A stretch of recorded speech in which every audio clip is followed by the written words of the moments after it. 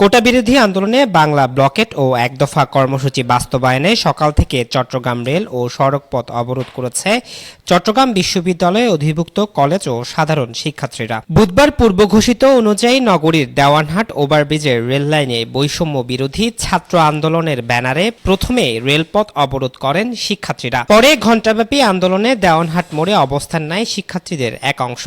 এতে বন্ধ হয়ে যায় যান চলাচল।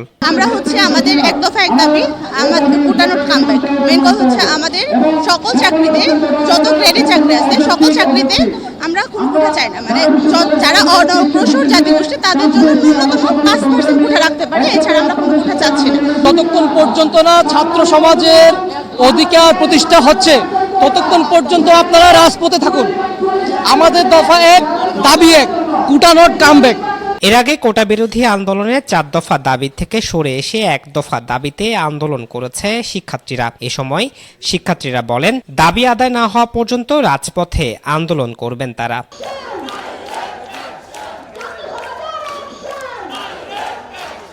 অবরোধের কারণে ভোগান্তিতে পড়ে যাত্রীরা। চতুর্মুখী যান চলাচল বন্ধ থাকায় ক্ষোভ প্রকাশ করেন সাধারণ মানুষ। আমরা যতদূর জানলাম, মহামান্য হাইকোর্ট একটা রায় দিয়েছেন, আমাদের 1 মাসের জন্য স্থগিত করেছেন। যতদিন না পর্যন্ত ওনারা দাবি আমাদের দাবি মেনে না নেবে, আমরা রাজপথ ছাড়বো না, ছাড়ছি না। আগেই হাইকোর্ট রায় দিয়েছে যে 1 মাসের জন্য রায় স্থগিত করে দিয়েছে। এই যে 1 মাসের জন্য রায় স্থগিত করে দেওয়া, এটা আমরা মনে করি একটা অগণতান্ত্রিক সিদ্ধান্ত।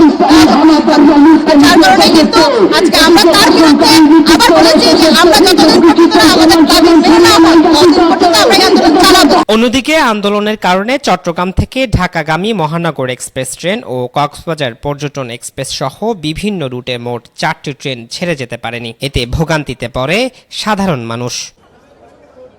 জুলকারনাইন, দৈনিক আজাদী।